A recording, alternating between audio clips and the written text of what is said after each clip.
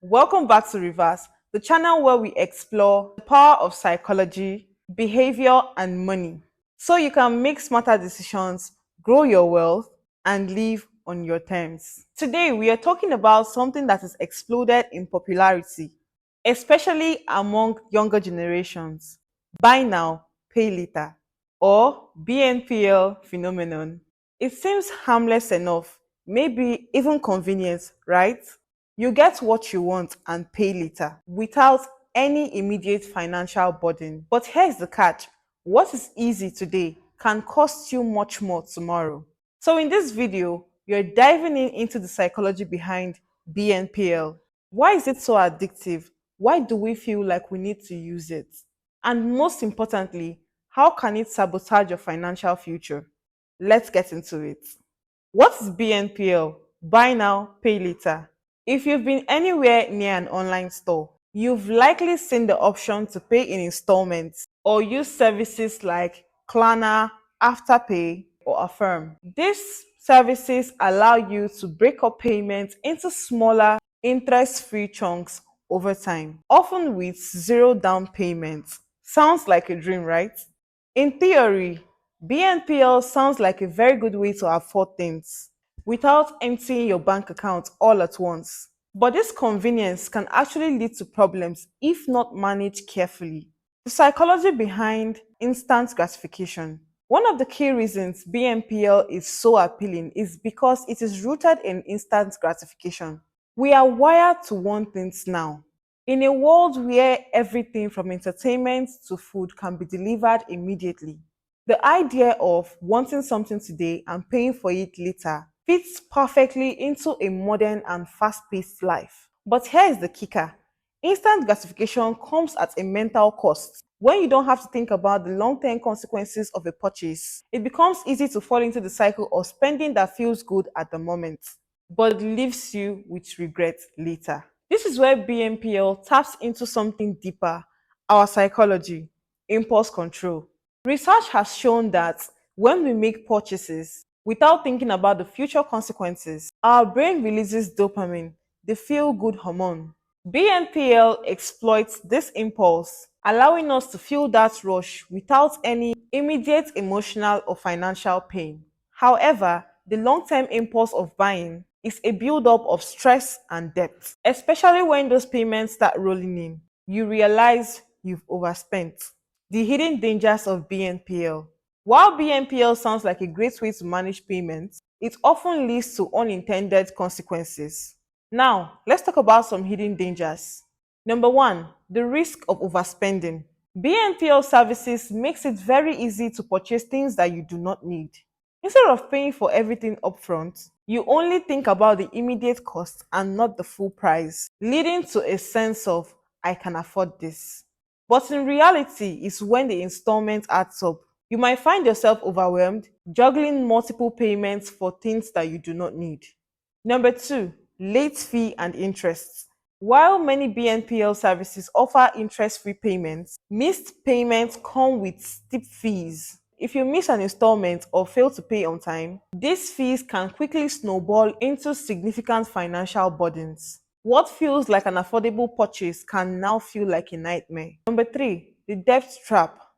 Because BNPL allows you to spend more without feeling the pain of paying, it encourages living above your means. You may think you are in control, but you are essentially racking up a debt that you have to pay back, and it can leave you in a cycle of financial strain.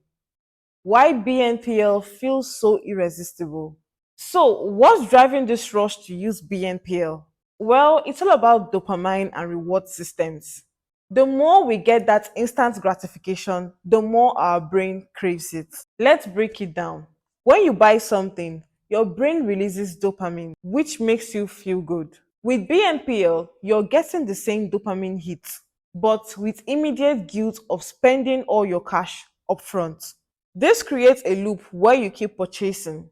And the more you use BNPL, the more your brain craves that feel good feeling, leading to buying things on credit. What happens next is a real kicker: the financial anxiety. The more you spend, the more you feel the pressure to pay off your debts, which can negatively impact your mental health. You may start feeling like you're trapped, living from paycheck to paycheck. How to avoid the BNPL trap?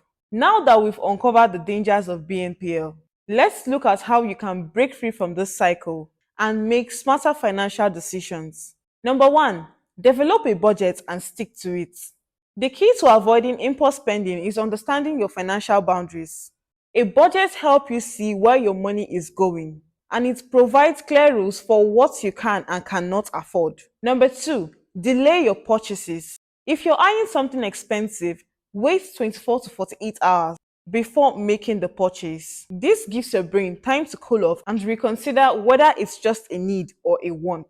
Number three, prioritize savings. Instead of relying on BNPL, focus on building an emergency fund and saving it for larger purchases. The mindset shift help you save for what you truly want rather than buying things that you do not need. Number four, avoid adding to your debt. If you're already using the BNPL services, take a break and focus on paying down your existing balances. Pay off any outstanding installments before considering new purchases. The more debts you accumulate, the harder it is for you to break free. Number five, learn the true cost of your purchases. Every time you make a purchase using BNPL, think about the total cost over time. Factors in late fees, interest, and late payments. Is the item really worth the extra time purchase? Is that item really worth the extra financial stress? My final thought, BNPL may seem like a quick, convenient solution to managing payments, but the hidden psychological trap can lead you to a cycle of regret and financial distress. The key is awareness. By understanding the psychology behind BNPL, you can make better decisions and avoid pitfalls that many fall into. The next time you're faced with a BNPL option, ask yourself, do I really need this now? And if the answer is no, take a step back, recess, and prioritize your financial future. Remember, true financial freedom comes from mastering your impulses and not giving to them. That's that for today's dive on BNPL. I hope this helps you think twice before making a purchase with a buy now, pay later option. If you found this useful, share it to someone who needs to hear this. Like, drop a comment on your thoughts, and don't forget to like and subscribe for more tips on psychology, wealth, and financial freedom. Until next time, flip your mindset for your wealth and take control of your financial future. See you in the next video. Bye.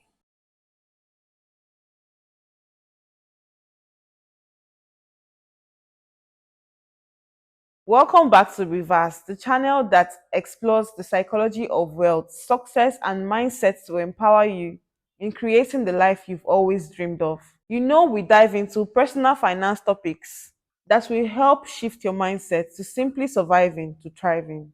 Today, we are going to discuss a financial concept that has the potential to transform your wealth building strategies. Whether you're saving for retirement or paying off debt or growing an investment portfolio, we're talking about compound interest, a concept that is often misunderstood, but in reality, one of the most powerful financial tools that you have at your disposal. What is compound interest? At its core, compound interest is the interest on a loan or deposit that not only accumulates on the initial principal, but also on the interest that has already been earned. This means that your money doesn't just grow linearly, it grows exponentially over time. Compound interest allows your money to work for you over time in a way that the traditional simple interest doesn't. Let's put this in simpler terms. If you have $100 today in a savings account that earns 5% annual interest, at the end of the year, you will have earned $5. However, next year, instead of earning interest only on your original $100, you will earn interest on the $105 that includes the interest from the previous year. Here's where the magic happens. Every time interest is added to your balance, it begins earning its own interest. The more you let your money sit and grow, the faster it compounds. In other words, the longer you wait, the more your money will snowball. The science behind compound interest, why time is your ally. You must have heard the saying, time is money. But in a world of personal finance, time is more than money. It is your greatest ally when it comes to wealth building. The reason time plays a pivotal role in compound interest is that the longer your money has to grow, the more benefits from the compounding effect. This doesn't mean you have to invest massive amounts of money to see the significant returns. Small amounts invested consistently over time can build a substantial wealth due to the power of compounding. Why is starting early so important?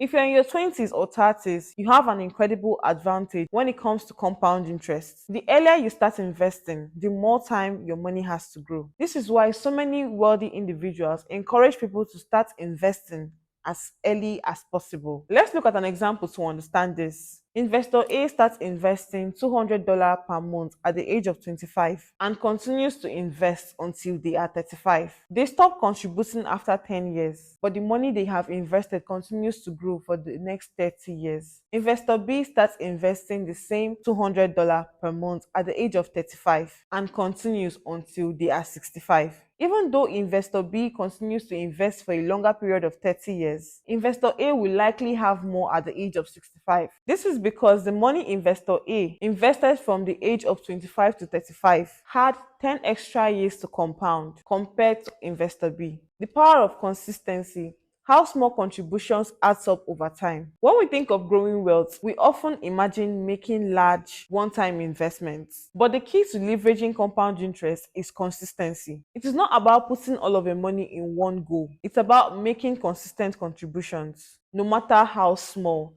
The habit of making regular investments, even in smaller amounts, will gradually accumulate and benefit from compound. Think of it this way. If you invest $100 a month, even if it doesn't seem like much, you are building a habit that pays off in the long run. Over time, those $100 contributions will begin to add up, and you are not only earning interest on your contribution, but on the interest as well. This is why people who consistently save, even with small amounts, end up building substantial wealth over time. It's not about how much you start with, but how often and how long you keep at it. Compound interest in actions. Let's put compound interest with a test with a real life example. Let's say you start with an initial investment of $1,000 and contribute $100 per month. You are investing in an account that yields 7% income per annum. At first glance, this might seem like a small amount, but let's see what happens over time. Scenario 1. If you start at age 25 and continuously invest till 65, your total contributions would be $48,000. With compound interest, you could end up around $265,000 by the time you turn 65. Scenario 2. If you wait to start investing at the age of 35, your total contributions would be $48,000. However, due to the lost 10 years of compounding, you will only end up with around $148,000 by the age of 65. This example shows how waiting on just a few years can have a dramatic effect on how much your investments will grow over time. The earlier you start, the more time your money has to compound, and the greater your return will be. Now we know how powerful compound interest is. How can you use it to your advantage? Here is how to leverage this tool to build long-term wealth. 1. Start now, even if it is small. The sooner you start, the better. Even if you have a small amount to invest, don't wait. The key is to start as early as possible and get the ball rolling. Number 2, be consistent. Make investing a habit, even if it's just $50 a month. The act of consistently investing will build momentum. Set up automatic contributions that you don't even have to think about. Just let the money work for you.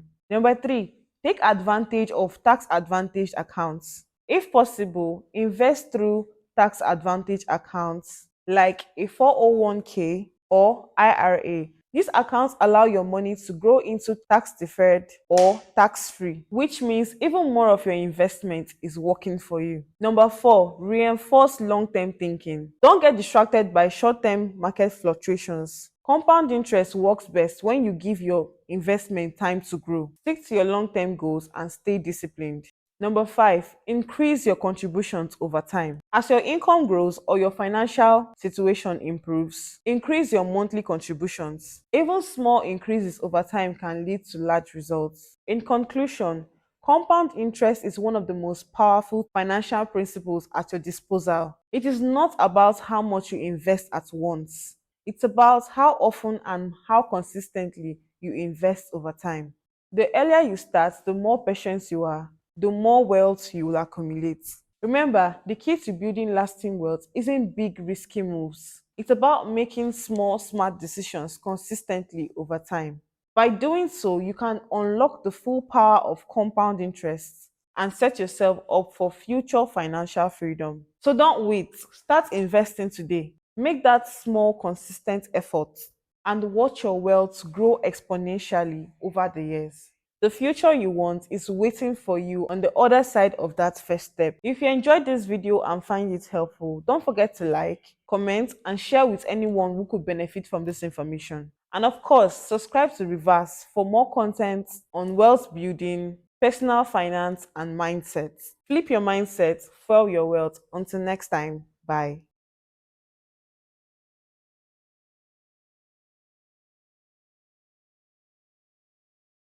Welcome back to Reverse, where we delve into the deeper workings of your mind to help you unlock success, build wealth, and master the habits that shape your future. Today, we're tackling something that often goes unnoticed but can significantly impact your financial health: cognitive biases. These are unconscious mental shortcuts and errors that affect the way we make decisions, especially in areas like money management, investing, and budgeting. When it comes to money, our brain doesn't always make the best choices. We can fall prey to biases that lead us to act against our best interests. And these decisions cost us financially over time. Understanding these biases can help us make more informed and rational decisions, leading to better financial outcomes. In this video, we'll break down the key cognitive biases that affects how you manage money, how they show up in real life financial decisions, and most importantly, how to overcome them. Let's get started. We'll be starting with the anchoring bias, how your first impression affects your finances. The anchoring bias is one of the most important cognitive bias, and it can significantly affect your financial decisions. It refers to the tendency to rely on the first piece of information we receive when making a decision, even if it's irrelevant or arbitrary. For example, if you're shopping for a new laptop and the first one you see is priced at $1,500, you may unconsciously anchor that price in your mind. Then, when you see a second laptop priced at 1,200, you may think, oh, it's a great deal, even though it might still be more than what you actually want to spend. In terms of finances, anchoring can actually influence the way you perceive the value of things, from the price of a product to the return of an investment. This can lead to poor financial choices if you're not careful. How to overcome the anchoring bias? To overcome the anchoring bias, you need to challenge the first piece of information that you receive. Do your research, compare prices or offers, and take time to question if the initial anchor is truly reflective of what you want or need. Number two is the confirmation bias, how we look for what we want to believe. Confirmation bias is another cognitive trap that impacts decision making. It occurs when we seek out information that supports our pre existing beliefs or decisions, while ignoring or dismissing information that contradicts them. For instance, if you think that a particular stock is a great investment, you might only seek news, articles, or financial analysis that confirm your belief, while disregarding negative reports. This bias can lead to poor financial decisions because it limits your ability to see the full picture. In personal finance, confirmation bias can also show up when you're saving or budgeting. If you have that belief that you cannot save money, you might overlook opportunities to cut back on spending, reinforcing your negative belief. How to overcome confirmation bias? To combat this, make a conscious effort to seek out different viewpoints or information that challenges your beliefs. When it comes to investment, always consider multiple perspectives and look for objective data. The more you're willing to test your assumptions, the more informed your financial decisions will be. Number three, the loss aversion bias, Why do we fear losing more than we enjoy winning? Loss aversion is one of the most powerful cognitive biases when it comes to money. It refers to the psychological phenomenon where the pain of losing something is psychologically twice as powerful as the pleasure of gaining something of equal value. In financial terms, this means that people are often more motivated to avoid losses than to make gains. For example, an investor might hold on to a losing stock because they cannot bear the thought of losing money, even though selling it could help them avoid further losses. Loss aversion can also show up when it comes to budgeting. You might avoid investing or making smart financial decisions out of the fear of losing your money, even though you are missing out on opportunities for growth. How do you overcome loss aversion bias? Recognize that loss is an inevitable part of investing and personal finance. The key is to manage risk and make calculated decisions. Rather than letting the fear of loss control your behavior, focus on long term gains. Creating a well diversified portfolio or establishing an emergency fund can help buffer the impact of the loss, reducing the emotional sting. Number four, the status quo bias. Why we resist change in our finances. The status quo bias is the tendency to prefer things to remain the same, even if the current situation is not ideal. This bias can lead people to avoid making necessary financial changes, like switching to a better investment or refinancing a loan, because they are uncomfortable with the idea of change. For example, if you've been paying the same credit card bill for years, even though there are better options available, you may resist switching to a new one. You may feel like it's too much effort or that the inconvenience of changing isn't worth it. This bias can keep you trapped in a cycle of poor financial habits, preventing you from making decisions that can improve your financial situation. How to overcome status quo bias? Recognize that change can be uncomfortable, but it is very important for growth. Start by making small incremental changes in your financial habits, like reviewing your budget or exploring new investment options. By breaking the inertia of the status quo, you open up new possibilities for growth and improvement. Number five, the overconfidence bias. Why we think we know more than we actually do. The overconfidence bias is when we overestimate our ability to make financial decisions, often leading to risky and over leveraged behavior. This is especially prevalent in areas like investing, where people often believe that they can time the markets or pick winning stock. While confidence is important, overconfidence can lead to very poor financial outcomes. People with this kind of bias might invest in very high risk assets without fully understanding the risk, leading to significant losses. How do you overcome the overconfidence bias? The best way to overcome overconfidence is to educate yourself. Know your limits, seek professional advice, and diversify your investments. Remember, no one can predict the future with certainty, and successful investors focus on long term strategies rather than short term gains. In conclusion, become a smarter financial decision maker. Understanding cognitive biases is actually a game changer when it comes to making better financial decisions. By being aware of those mental traps, you can avoid common mistakes that hold you back from achieving your financial goals. The key is not just to recognize these biases, but by actively working to overcome them through education, self awareness, and willingness to adapt. Remember, your financial future is shaped not just by your income, but by the decisions that you make today.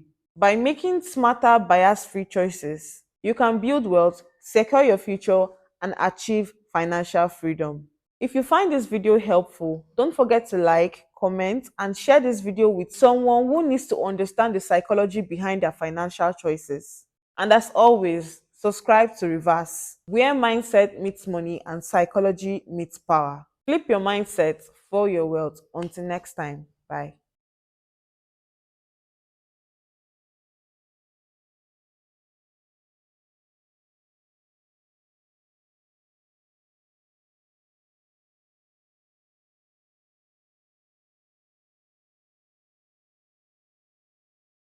Welcome back to Reverse, where we help you flip your mindset and follow your wealth. Today, we are going to talk about something that many people struggle with: debt. For many, debt isn't just a financial problem, it is an emotional and psychological problem too. Whether you've been living from paycheck to paycheck or you're buried under credit card bills, it can often feel like you're trapped under an unending cycle. But here's the good news: Breaking free from debt isn't just about making more money or cutting down expenses, it is about rewiring your mindset.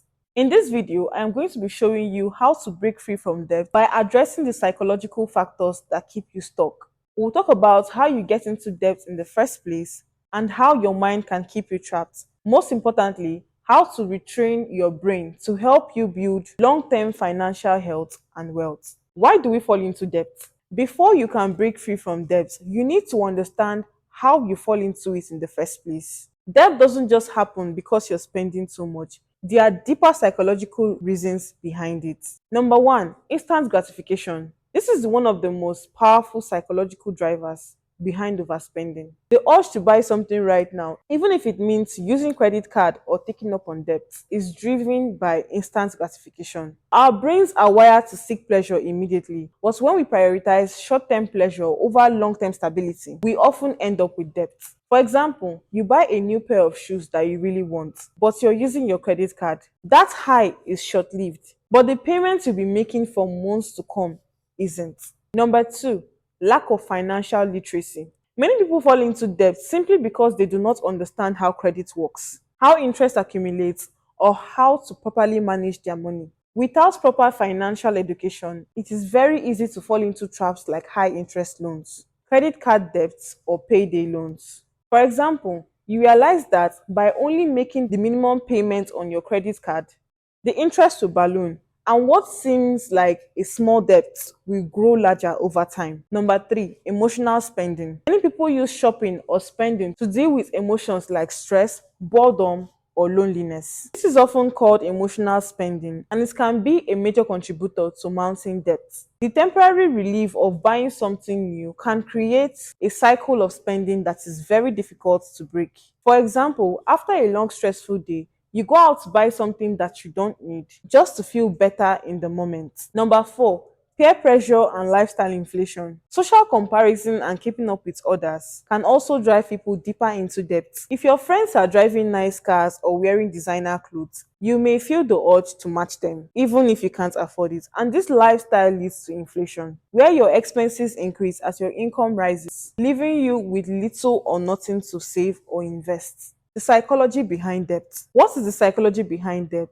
Now we understand what debt is. Let's talk about the psychological factors that keeps us stuck. It also has a huge impact on our emotional and mental well-being. Number one, people trapped in debt can operate from a scarcity mindset where they feel like there is never enough money. This mindset creates a feeling of anxiety and desperation. People with such mindsets often make impulsive financial decisions like overspending because they feel like they will never have enough. On the other hand, those with abundance mindsets believe that there's plenty of opportunities to earn, save, and invest. They are focused on long term goals and believe that money is a tool that can work for them. Adopting this mindset is crucial from breaking free from debt. Number two, debt is a mental trap. Debt becomes a mental trap that makes people feel like they will never escape. When you're in debt, it's not just the financial burden, it's the emotional weight that comes with it.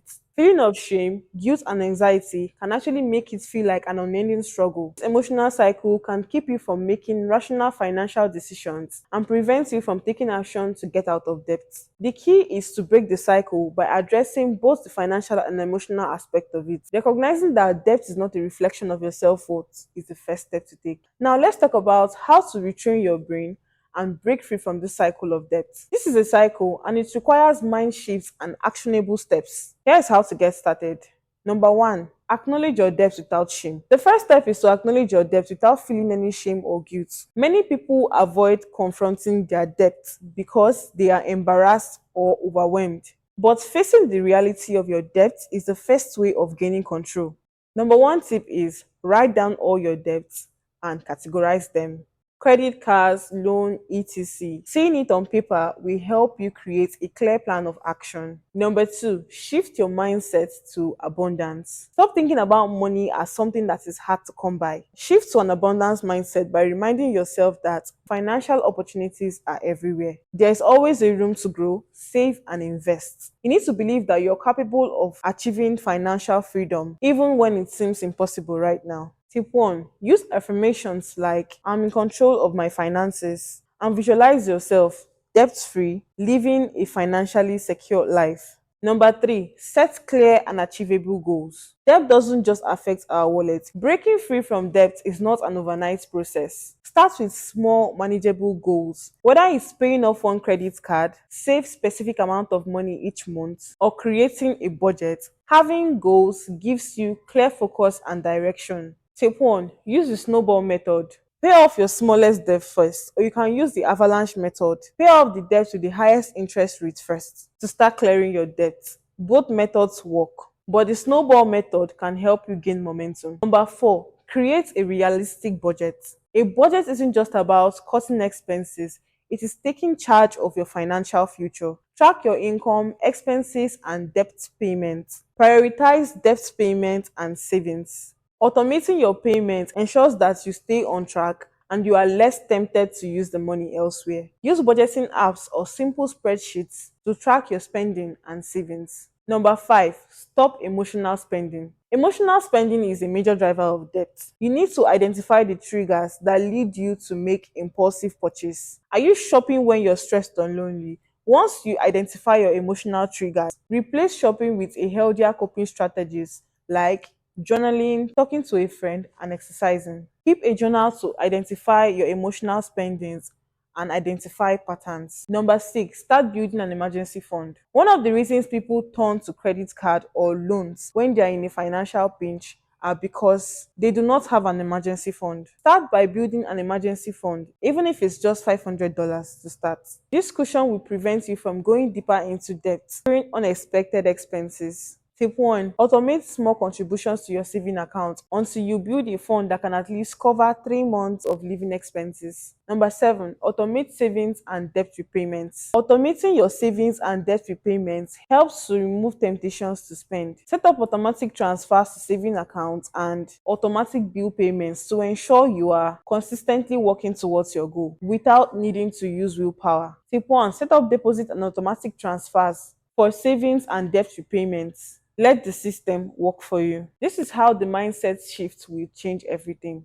Once you start implementing these changes, you will begin to see how your relationship with money evolves. You'll stop being controlled by your impulses and start making choices that align with your long term goals. Over time, you will find reduced financial stress, increased confidence in money management, better control over saving and spending, financial freedom becoming a reality. My final thoughts are: breaking free from debt isn't just about the numbers, it's about changing your relationship with money. You need to rewire your mindset and embrace long term perspective. Financial health is not an overnight achievement, it is a journey. Take the first step today. Acknowledge where you are, shift your mindset, and set clear goals. And start building a foundation for financial freedom. If this video resonated with you, don't forget to like, comment, subscribe to Reverse for more practical tips on mastering your mindset and building your wealth. Until next time, take control, make smart financial decisions, and build a better future.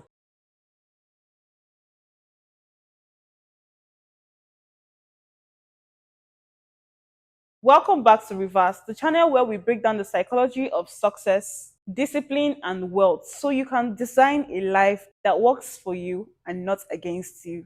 Today, we are diving deep into one of the most underrated yet powerful mental habits that shapes the trajectory of your life: delayed gratification. This single ability has the power to say not yet to temptations. It is a predictor of whether you will succeed, grow wealthy, and live with peace of mind. It is not just a theory, it is backed by science, psychology, daily practices, and the world's most successful individuals. We will explore what it really means, how it works in the brain, how wealthy people use it as a superpower, and most importantly, how you can train yourself to master it well too. So, let's get into it. What is delayed gratification? In simple terms, delayed gratification is a conscious decision to resist an immediate reward in order to gain a more valuable one in the future. It is a mental shift from "I want it now" to "I want more later." It is more like saving money instead of spending it at all, eating healthy even when junk food is available, studying or working when every other person is relaxing, choosing a side hustle over Netflix. It is not glamorous, it is not sexy, it is the real backbone of success. One of the most cited study on this is the Stanford marshmallow experiment. Researchers gave kids a marshmallow and told them that they could eat it right away or wait 15 minutes and get a second one. The kids who waited years later ended up scoring higher on SATs, having better jobs and living healthier lives. Why? Because delayed gratification is tied to impulse control, goal settings, and long term thinking, all of which drive achievement. The brain's battle, short term versus long term. At the core of delayed gratification is a tug of war between two systems in your brain. Number one is the limbic system. It is fast, emotional, and impulsive. It wants pleasure now. It doesn't care about next week, next year, or your retirement. Number two is the prefrontal cortex. This is the logical executive part of your brain. It plans, delays, and makes strategic decisions. It sees the future and chooses wisely. Every time you're faced with a responsibility, whether it's spending impulsively, reacting emotionally, or skipping responsibilities, those two systems are in conflict. The more you practice letting the prefrontal cortex take charge, the stronger and more disciplined you become. It's like going to a mental gym. Each time you delay a small pleasure, you are building the habit of control. Let's be clear, wealth isn't just about money, it's about the mindset. And people who build real wealth operate with a long term perspective. The wealthy do not chase short term dopamine. They invest time, energy, and money into things that grow over time. They build businesses and wait for years for profit. They invest and let their money compound. They live below their means until assets buy their luxuries. Delayed gratification lets them resist lifestyle inflation, plan decades ahead, and staying focused in the world of distractions. They understand that if you want to live like most people can't, you have to be willing to do what most people won't do. Here is how to train yourself to delay gratification. This isn't about being perfect, it's about building mental habits over time. Number one is make the future feel real. The brain discounts future rewards because they feel vague, so bring them closer. Visualize your goals daily. Write down where you want to be in 5 years. Make a vision board or keep future focused reminders around you. Number two, start small. Don't try to fast track mastery. Begin with micro delays. Wait 10 minutes before checking your phone. Wait 24 hours before making a non essential purchase. Delay sugar for an hour. Small victory add up, confidence builds. Number three, create fiction for impulses. Make bad decisions harder to make. Delete shopping apps. Move distractions off your home screen. Don't keep temptations in your house. We are creatures of the environment. Design yours for success. Number four, automate the long plan. Number four, automate the long term. Take the pressure off willpower. Use systems. Auto transfer money to savings and investment. Block out focus hours on your calendar. Schedule workouts, study blocks, and reflection time. Let structure carry out your discipline. Number five, celebrate the delay. Don't just suffer through it. Track every win. Every moment you resist the easy part, affirm yourself. I am becoming who I said I would be. And this is the reason why this changes everything. Once you internalize this mindset, everything changes. You begin to choose growth over comfort, prioritize purpose over impulse, make time your ally and not your enemy.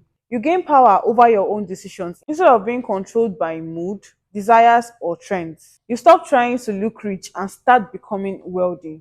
Most people want success without sacrifice, but you're learning the power of patience, the value of thinking in decades, and with that mindset, you are unstoppable. My final thoughts on this are delayed gratification isn't about depriving yourself, it's about aligning your actions with your bigger visions. It is saying, I could, but I won't, not yet. Because you have a plan, because you're building something that lasts, and because short term pleasure never beats long term power. Train your brain, build your patience, and trust this the future you want is waiting on the other side of your next small decision. If this spoke to you, share with someone who needs to hear this. Like, comment your biggest takeaway, and subscribe to Reverse, where mindset meets money and psychology meets power. Flip your mindset for your wealth. Until next time, bye.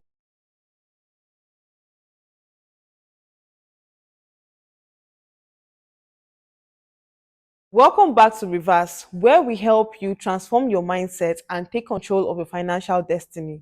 In today's video, we are talking about a very important topic that so many people overlook. Car financing. Buying a car is a very exciting milestone, but when it comes to financing, many people end up making choices that might not align with their long term financial goals. Whether it's your first car or your fifth, understanding the psychology behind car loans and financing options is critical. So, today, we are going to dive into the emotional and financial aspects of car financing. We'll talk about the psychological factors that play when buying a car, how to approach auto loans wisely, and how you can make decisions that benefit your wealth in the long run. The psychological pull of buying a car. For so many people, buying a car isn't just a financial transaction, it is an emotional one.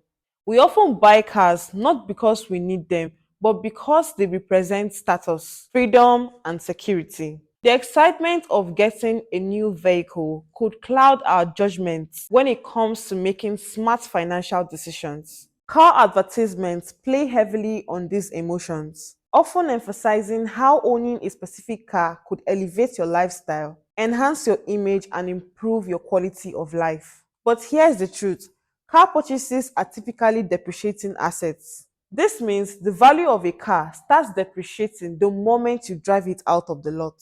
So, how do you balance the psychological pull of buying a car with the need to make sound financial decisions? That is what we are going to explore. Why are people rushing into car financing? It is easy to rush into financing a car, especially when it's something you want right away. A shiny new car is tempting, but it's important to slow down and assess whether you're making a sound decision based on your financial situation, not your emotions. Here is why people rush into car financing. Number one is instant gratification. The desire for something new or luxurious can override the logical part of the brain. This can lead to people buying cars that are above their budget.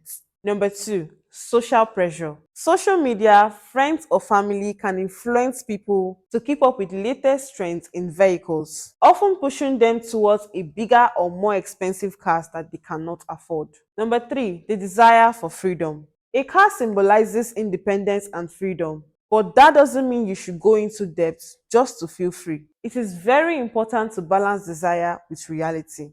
These are things to consider before financing a car. Before signing that auto loan, it is important to step back and ask yourself a few questions. Number one, your current financial health. Do you have a stable income and sufficient savings? Can you comfortably afford the monthly payment without sacrificing other financial goals? If you're carrying credit card debt or have no savings, it may be wise to hold off on financing a car. It is better to focus on building a solid financial foundations first. Number two, the total cost of the loan. Car loans often come with interest rates that can increase your total costs. Be sure to look beyond the monthly payments and understand the total amounts you end up paying over the life of the loan. Remember that car depreciation continues the moment you purchase the car, meaning that you could be paying for a car that is losing value every day. Number three, the loan term.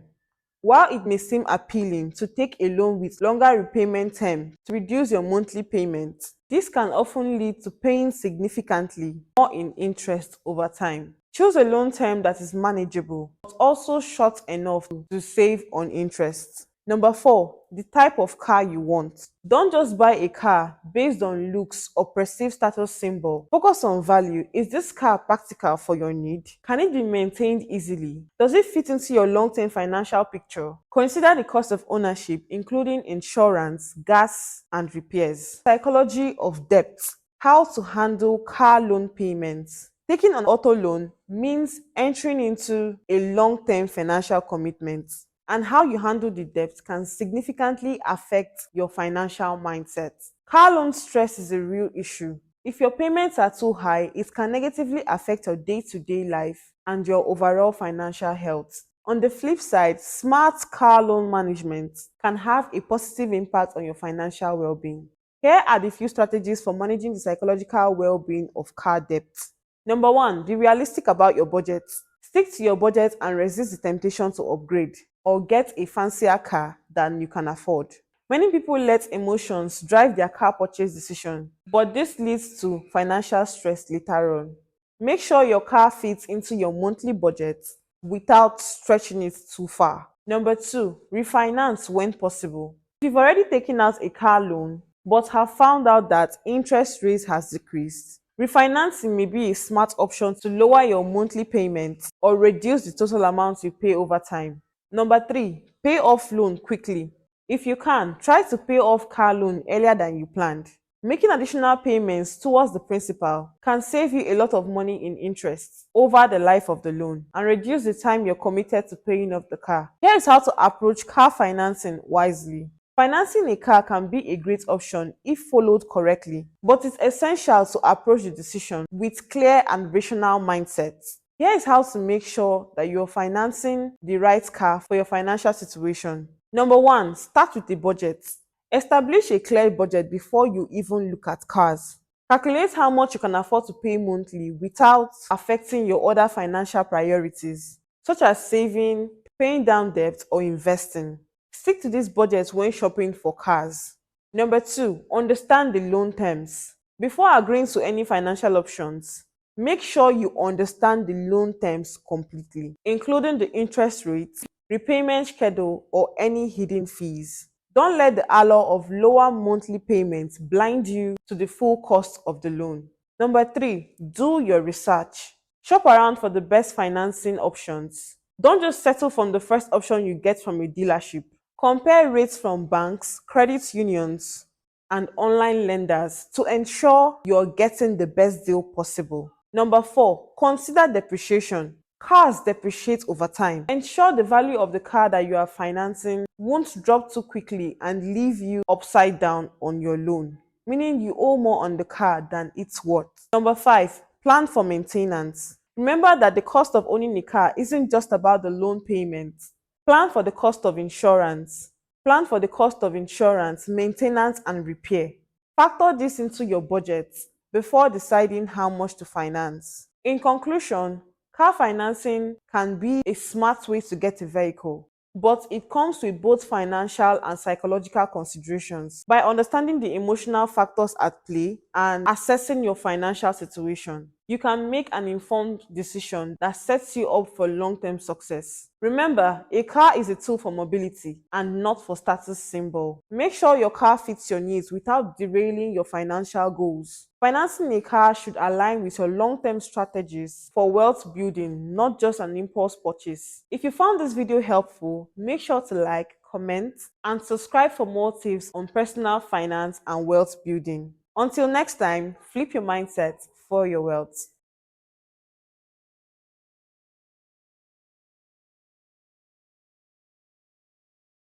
Welcome to Reverse, the space where we untangle the connection between money, mindset, and mental wellness. Have you ever said yes when you wanted to say no? Picked up the bill even when you couldn't afford it? Staying quiet to avoid conflict even though your values were being compromised? If that sounds familiar, you may be trapped in the cycle of people pleasing. And it's costing you more than just peace of mind. It's draining your time, your energy, and finances. Today, we are digging deep into the psychology of people pleasing, how it impacts your bank account and mental health, and most importantly, how to break free from the trap. Now, what is people pleasing? People pleasing is the tendency to prioritize others' needs above of your own.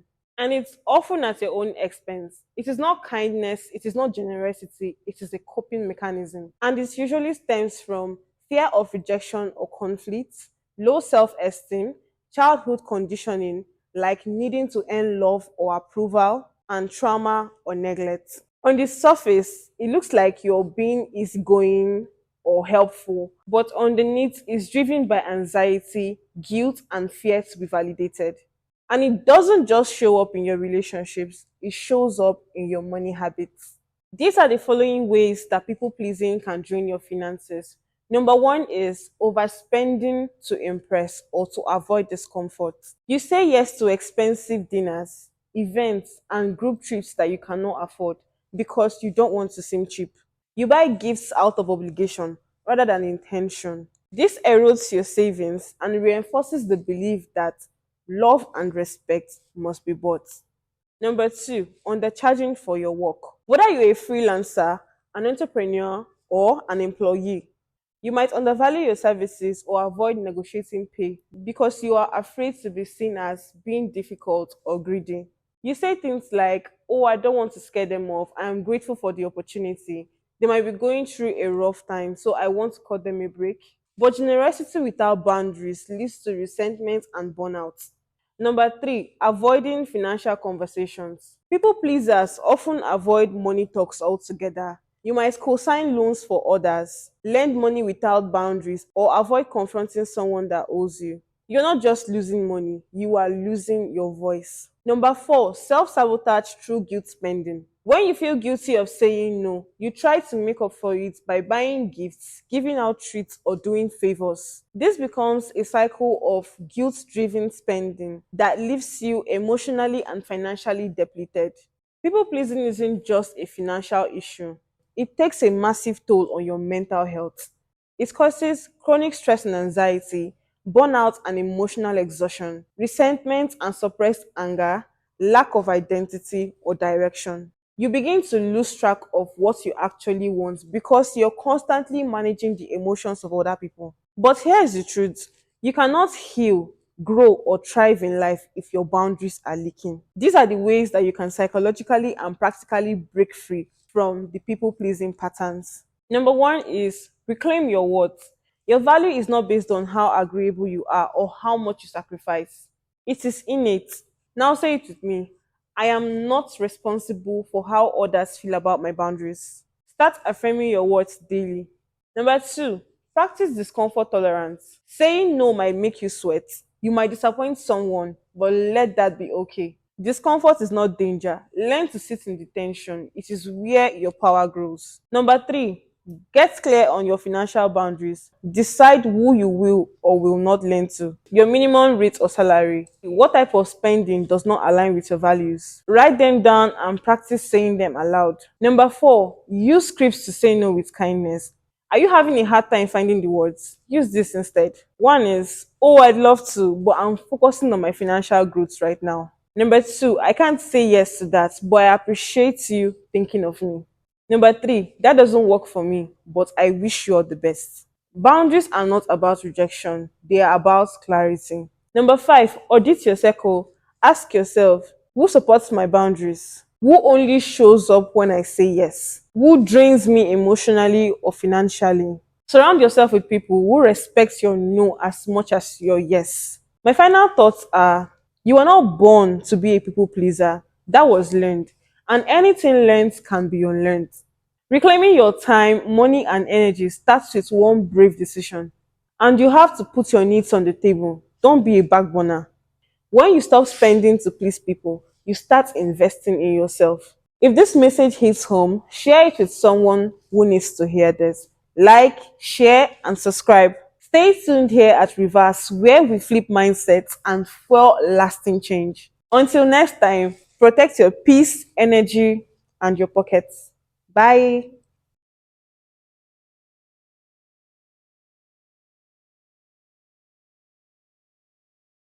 Welcome to Reverse, the place where psychology meets personal finance. If you're stuck in a cycle of financial struggle, always feeling like there is never enough money, enough time, or opportunity, then this video is for you. Today, we are going to talk about something that could be one of the biggest barriers to your success: the scarcity mindset.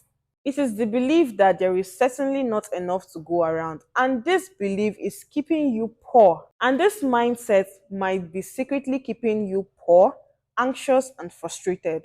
But don't worry, we are going to dive into how this mindset is formed, how it influences your decision, and most importantly, how to break free from it so you can unlock a world of abundance and financial growth. What is scarcity mindset? Let's start with the basics. The scarcity mindset is the belief that resources like money, time, and opportunity are limited. People with this mindset always feel like there is never enough and they have to fight for whatever they can get. It is a psychological trap that leads to the feeling of fear, anxiety, and depression.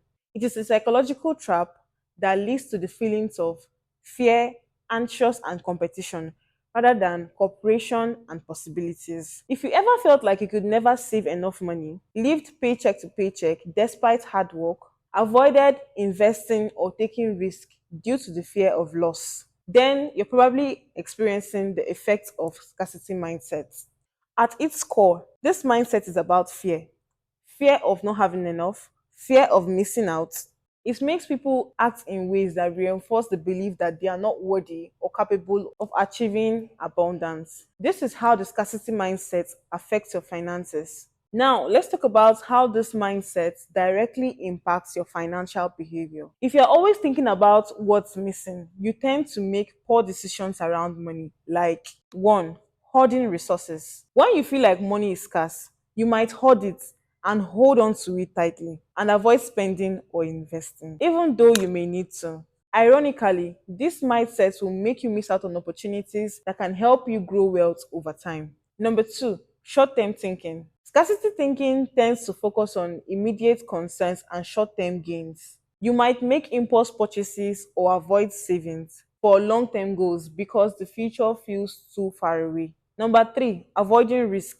People with scarcity mindsets often avoid risk at all costs. Even though investing could be the key to financial freedom, they are too afraid of losing. This fear can keep you stuck on a low paying job, not taking chances on business opportunities or investments. Number four, excessive competition. You may view other people as threats rather than collaborators. This can lead to jealousy, unhealthy competition, or missed out networking opportunities. Wealthy individuals often thrive because they understand that collaboration can help everyone succeed. Because they understand that collaboration can help everyone succeed. Where does this scarcity mindset come from? The truth is, it is often rooted in childhood experiences, cultural conditioning, or trauma. Number one, childhood and upbringing. If you grew up in a household where resources were limited, you may have been told to value savings above all else and avoid risk. These lessons, while being important at that time,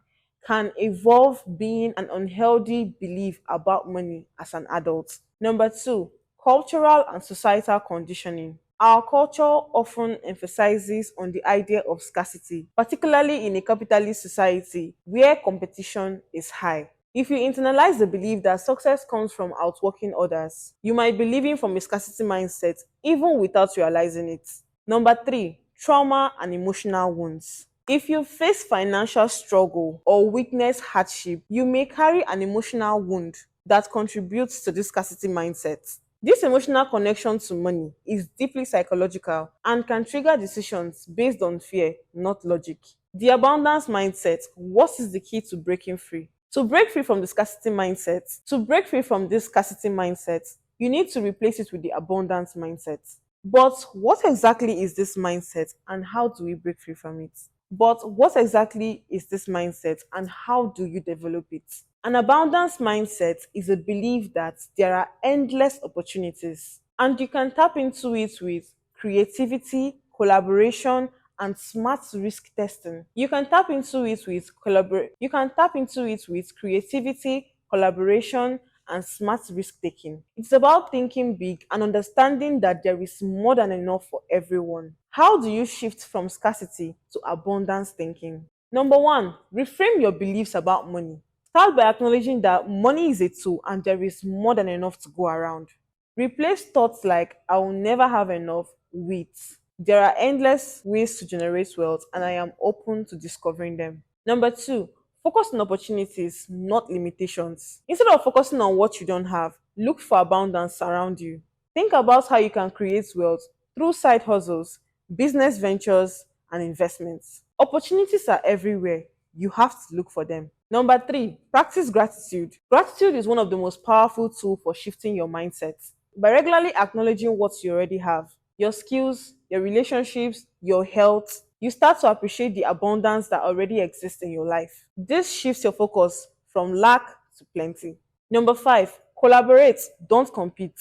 Embrace a mindset of collaboration rather than competition. Work with others, learn from them, and build connections that open doors for mutual success. When you think abundantly, you realize that somebody else's dream doesn't take anything away from yours. In conclusion, breaking free from scarcity mindset isn't easy, but it is absolutely essential if you want to change your financial future. When you start thinking abundantly, you will notice a shift, not only in your finances, but in your overall outlook on life. The more you embrace opportunities, practice gratitude, and take risk, the more you attract abundance. not just in money, but in every aspect of your life. It's time you stop seeing money as a limited resources and start seeing it as an endless flow. Thank you for watching. If this video helped you, share with somebody who needs a shift in mindset.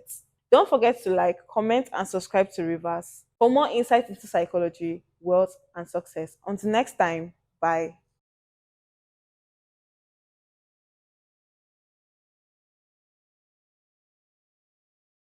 Welcome back to Reverse, the space where we unpack the mindsets and money habits that shape your future. Today, we are confronting a hard truth. Most people do not stay broke because they do not make money, they stay broke because of how they think about money.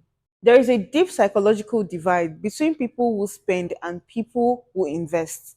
And if you do not understand this divide, you will find yourself in the same cycle month after month. You would end up working hard, earning a decent money, but at the end of the day, you're wondering where it all went. So, in this video, we are breaking down the psychology behind spending versus investing and how you can shift from consumer thinking to wealth building thinking. The spending trap. Why do you keep repeating it? Spending feels good. It gives you a hit of dopamine, that quick rush of excitement. Whether it's new clothes, gadgets, food delivery, or entertainment, our brains are wired to crave instant rewards. This habit of spending on wants instead of needs isn't actually random. It stems from emotional compensation. You buy to feel better when you're stressed, bored, or anxious. Social validation. You buy to keep up appearances so you can fit in. Lack of financial education. No one taught you how to build wealth, only to consume. Most importantly, spending gives a sense of control. When life feels overwhelming, buying gives you an illusion of agency. But in reality, it chips away at your financial foundation. The investor mindset. What does the wealthy understand? Investing is delayed gratification in action. It is the art of trading short term pleasure for long term value. It might not feel as exciting as spending, but it builds real freedom. This is how wealthy people think. One, what will this decision be worth in 5 years? Two, is this purchase helping me grow or stay in the same place? Three, can this money work for me instead of disappear? Hence, they invest in assets like stock, real estate, businesses. Two, education and skills, books, courses, coaches. Three, systems that generate income, automated savings, side hustle, scalable ventures. The rich understand that every dollar is a worker. You can either let it die with a dopamine hit or put it to work and let it multiply. How do you break free from that mentality? You don't have to be rich to start thinking like an investor, but you have to shift your mental operating system. Here is how it works. One, track your emotional triggers. Notice what you tend to buy when you're feeling some type of emotions. Is it comfort food when you're stressed or impulse buy when you're bored? Awareness is the first step. Number two, create a 24-hour rule for purchase. Give yourself one day to think about any non essential purchase. Most of the time, you won't want it the next day.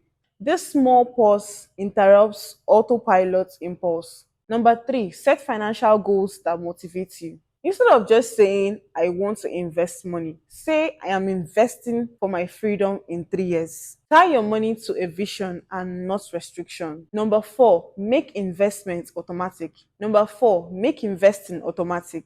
Don't leave it to chance. Automate a percentage of your income to go into savings, investment, or business capital before you can touch it. Number five, surround yourself with builders. You become what you see. Follow creators, mentors, and community that talk wealth, growth, and ownership. Exposure breeds elevation. My final thoughts are choose your future. Every time you get paid, you're making a choice to consume your future or invest in it. Spending isn't evil, but unintentional, emotional, reactive spending, that's how generational cycle of struggle continues. But the good news is you can rewrite that story. You can learn to think like the 1%, even if your bank balance isn't there yet. Remember, wealth starts up in the mind before it shows up in the wallet.